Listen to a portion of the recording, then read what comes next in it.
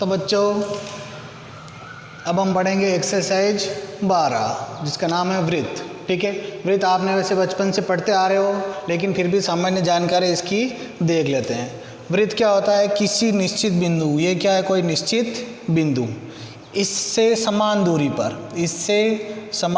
पर स्थित बिंदुओं के समूह को, ठीक है, यानी कि जितने भी बिंदु है वो क्या है? सभी इससे समान दूरी पर है। तो उस बिंदुओं के समूह को क्या कहते हैं? वृत्त। ठीक है, तो इसकी परिभाषा क्या हो जाएगी? किसी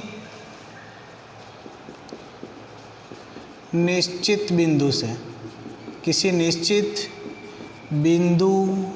से समान दूरी पर स्थित बिंदुओं के समूह को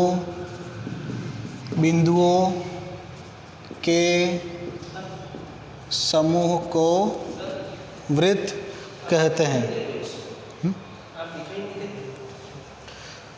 समूह को वृत्त कहते हैं, यानी कि किसी निश्चित बिंदु से, ये कोई निश्चित बिंदु, इससे समान दूरी पर स्थित बिंदुओं के समूह को, जब बिंदु सारे पास पास नज़दीक होंगे तो क्या होंगे? वो एक जैसा दिखेगा। ठीक है, और उस निश्चित बिंदु को, अब इस निश्चित बिंदु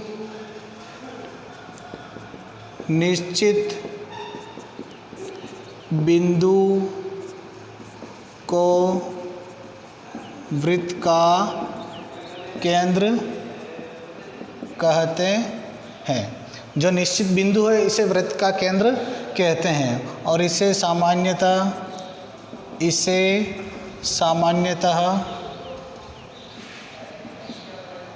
O से प्रदर्शित किया जाता है। O से प्रदर्शित किया जाता है। ठीक है, ज़्यादातर इसको किससे प्रदर्शित किया जाता है? O से। ठीक है, अब इस केंद्र से, ठीक है, इस वृत्त के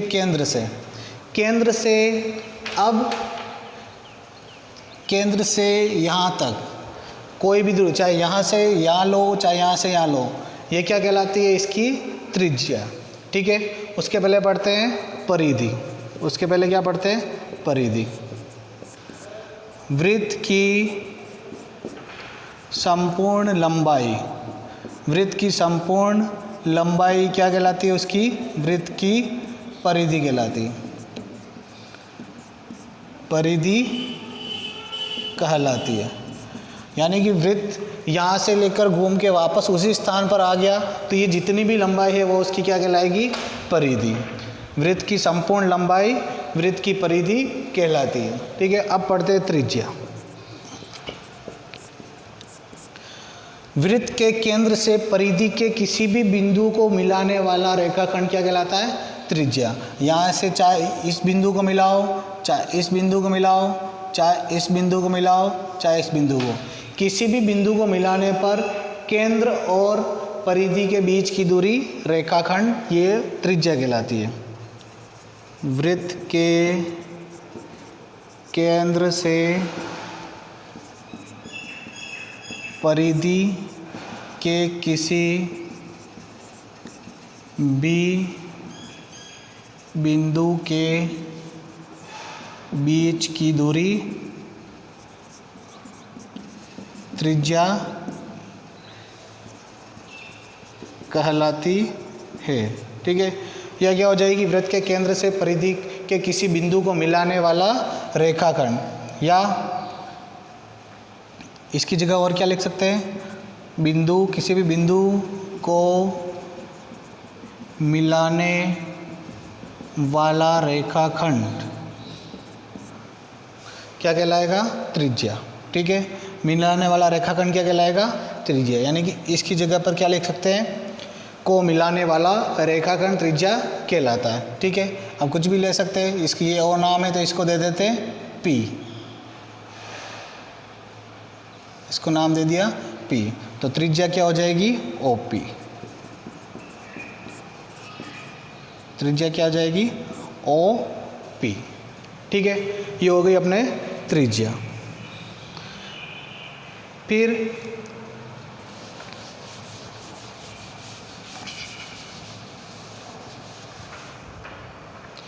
फिर वृत्त बनाने पर ये वृत्त यहाँ पर किसी भी समतल पर 3 भागों में बांटता है। किसी भी समतल को वृत्त समतल को 3 भागों में बांटता है। ठीक है, सबसे पहला तो ये वृत्त, ठीक है, इस भाग को तो वृत्त कहेंगे। ठीक है, फिर वृत्त के अंदर है उसको तो कहेंगे अभ्यंतर, उसको तो कहेंगे अभ्यंतर। ठीक है, और जो बाहर वाले, इस वृत्त के बाहर वाले भाग को कहेंगे बहिर्भाग। बाहर वाले भाग को क्या कहेंगे? बहिर्भाग। ठीक है, ये अभ्यंतर, ये वृत्त और ये बहिर्भाग। ठीक है, अब वृत्त और अभ्यंतर, वृत्त और अभ्यंतर से मिलकर बना क्षेत्र वृत्तीय क्षेत्र कहलाता है। यानी कि ऐसा क्षेत्र, यानी कि वृत्त और वृत्त के अंदर का भाग, ये पूरा भाग क्या कहलाएगा? वृत्तीय क्षेत्र। ठीक है, तो ये हो गया, ये इसको 3 भागों में बांटता है। ठीक है, फिर अगला आता है चाप। ठीक है,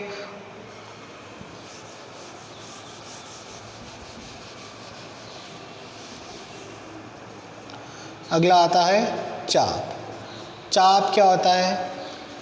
ये कोई वृत्त है, ये कोई वृत्त है। ठीक है, ये इसका ओ केंद्र है। तो वृत्त की परिधि पर, वृत्त की परिधि पर कोई भी 2 बिंदुओं के बीच की दूरी, ये क्या कहलाती है? चाप कहलाती है। ये जैसे पी क्यू, ये क्या है? चाप। अब जो छोटा होगा वो तो हो जाएगा लघु चाप, और जो बड़ा होगा वो क्या हो जाएगा? दीर्घ चाप। ठीक है, जो छोटा होगा वो तो लघु चाप होगा और जो बड़ा होगा वो दीर्घ चाप। ठीक है, परिभाषा क्या हो जाएगी? 2 वृत्त की परिधि पर, वृत्त की परिधि पर 2 बिंदुओं के बीच के भाग को वृत्त का चाप कहते हैं।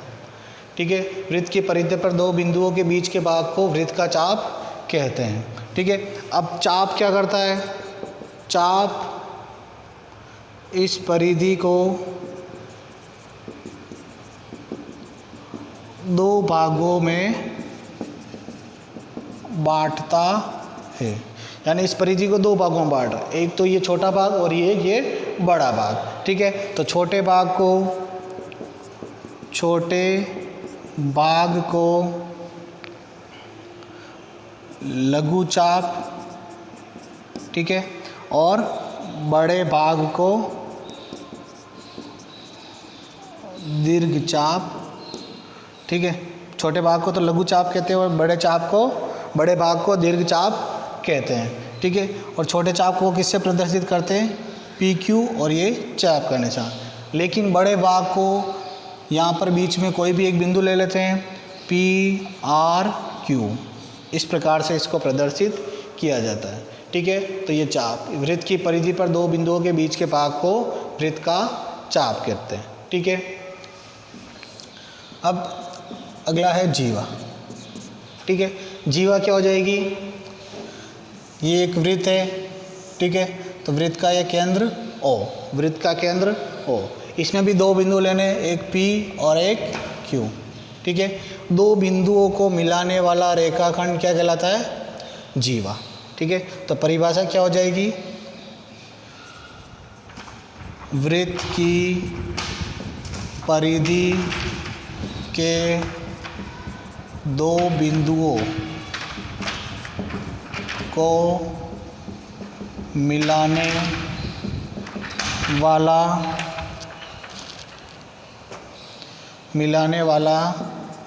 रेखाखंड वृत्त की जीवा कहलाती है। यानी कि वृत्त की परिधि के दो बिंदु, ये परिधि पर दो बिंदु ले लो पी क्यू, इनको मिलाने वाला रेखाखंड ये क्या कहलाएगा? वृत्त की जीवा कहलाएगी। ठीक है। अब एक कंडीशन है, अब यदि ये जीवा इस केंद्र से गुजरती है, यदि जीवा वृत्त के केंद्र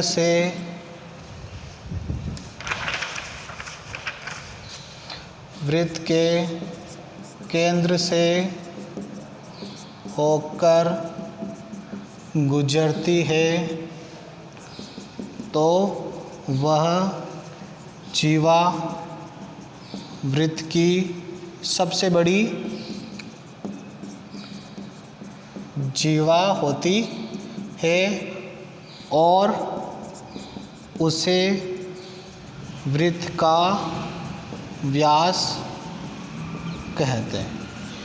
यानी कि यदि ये जीवा, ये कोई जीवा है, ठीक है, जो इस केंद्र से होकर गुजर रही है, जैसे ए बी जीवा है, अगर ये केंद्र से होकर गुजर रही है तो ये इस वृत्त की सबसे बड़ी जीवा भी होगी और उसे क्या कहेंगे? वृत्त का व्यास कहेंगे। यानी कि ऐसी जीवा जो वृत्त के केंद्र से होकर गुजरे तो उसे क्या कहेंगे? वृत्त की सबसे बड़ी जीवा या फिर उसे वृत्त के सबसे बड़ा व्यास कहते हैं। ठीक है। तो ये क्या हो जाएगा? ए ओ बी, ये क्या हो जाएगा? वृत्त का व्यास। ठीक है। और व्यास क्या होता है? व्यास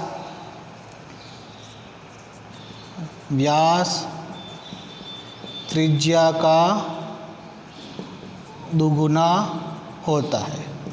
व्यास क्या होता है? त्रिज्या का दुगुना, क्योंकि ओ से लेकर बी तक ये भी त्रिज्या और ओ से लेकर ए तक ये भी त्रिज्या, तो त्रिज्या क्या, व्यास क्या हो गया? इन त्रिज्या का दुगुना। व्यास क्या हो गया? इन त्रिज्या का दुगुना, क्योंकि 2 बार त्रिज्या आ रही है तो 2 इंटू त्रिज्या। यानी क्या लिख सकते हैं? व्यास बराबर 2 इंटू त्रिज्या।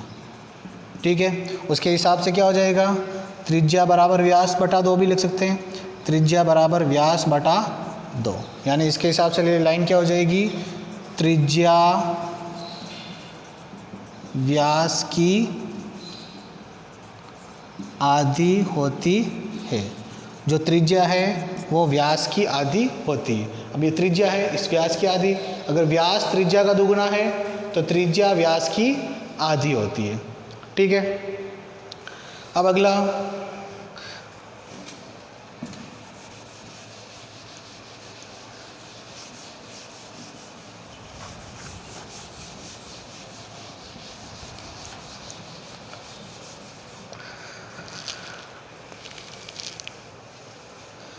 है वृत्तखंड।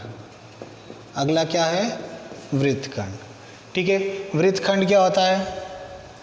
अभी जीवा पढ़ा था, तो जीवा के हिसाब से ये क्या है? ओ केंद्र है और ये क्या थी? जीवा पी क्यू। ये क्या थी? जीवा पी क्यू। तो जीवा क्या करती है? इस वृत्त को 2 भागों में बांटती है, एक ये बड़ा भाग और एक ये छोटा भाग। ठीक है। यानी कि परिभाषा क्या हो जाएगी? वृत्त की जीवा और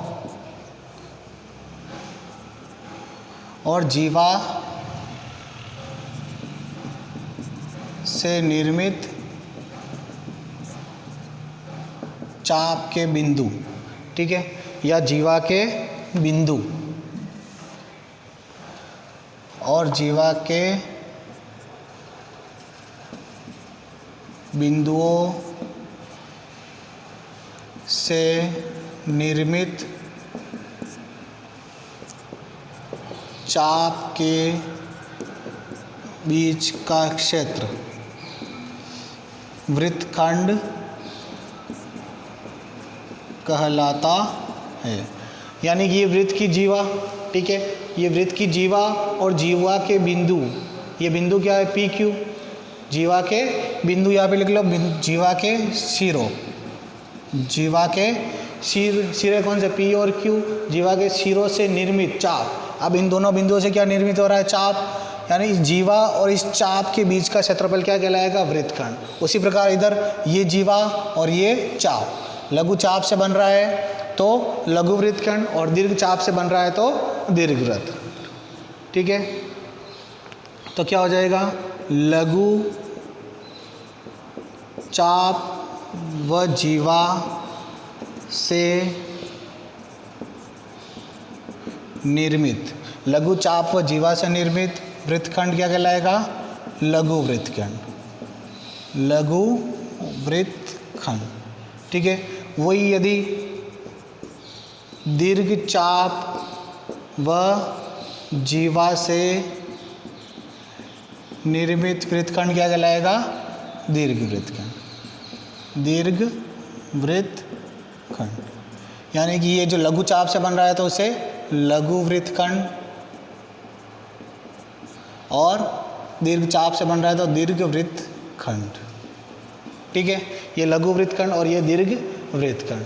ठीक है, और अब यदि एक चीज़ और इम्पोर्टेंट, यदि जीवा वृत्त की व्यास हो या वृत्त के केंद्र से होकर गुजरे तो बनने वाले दोनों वृत्तखंड बराबर होंगे। अब यदि ये जीवा यदि इस केंद्र से होकर गुजरती है, यानी कि अगर ये व्यास हो तो ये दोनों वृत्तखंड क्या होंगे, समान वृत्तखंड। ये दोनों वृत्तखंड क्या होंगे, समान वृत्तखंड। ठीक है, अगर जीवा अगर व्यास नहीं है तो दो वृत्तखंड बनेंगे, लघु और दीर्घ। ठीक है, इसमें भी बनेंगे तो दो, लेकिन दोनों क्या होंगे, बराबर होंगे। ठीक है, ये हो गया अपना वृत्तखंड। फिर अगला है त्रिज्यखंड। अगला क्या है, त्रिज्यखंड। त्रिज्यखंड क्या होगा, ये जैसे वृत्त है, ठीक है, ये वृत्त का केंद्र O। अब परिधि पर दो बिंदु है P Q। ठीक है, यानी कि अब ये भाग क्या कहलाएगा, त्रिज्यखंड। जो छोटा होगा वो छोटा त्रिज्यखंड, और जो बड़ा होगा वो दीर्घ त्रिज्यखंड। अब ये इसकी परिभाषा क्या हो जाएगी, वृत्त के चाप। ठीक है, वृत्त के चाप एवं केंद्र से चाप के सिरों को मिलाने वाली त्रिज्याओं के बीच का क्षेत्र क्या कहलाएगा, त्रिज्यखंड। त्रिज्यखंड कहलाता है। ठीक है, यानी जो जीवा से बन रहा था वो तो वृत्तखंड, और जो त्रिज्याओं से बनेगा वो त्रिज्यखंड। ठीक है, अब इसमें भी वही क्या हो जाएगा, जो लघु चाप से बन रहा है उसे तो बोलेंगे लघु त्रिज्यखंड, यानी जो छोटा हो रहा है लघु त्रिज्यखंड, और जो बड़ा है उसे दीर्घ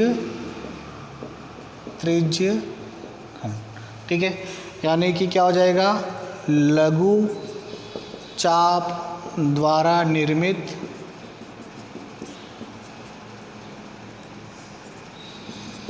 त्रिज्यखंड, ये क्या हो जाएगा, लघु त्रिज्यखंड, और दीर्घ चाप द्वारा निर्मित त्रिज्यखंड क्या हो जाएगा, दीर्घ त्रिज्यखंड। ठीक है, यानी कि जो लघु चाप से निर्मित हो रहा है वो लघु त्रिज्यखंड, और जो दीर्घ चाप से निर्मित हो रहा है वो दीर्घ त्रिज्यखंड कहलाएगा। तो ये भी हो गए, दो भागों में बांट रहा है, तो ये त्रिज्यखंड।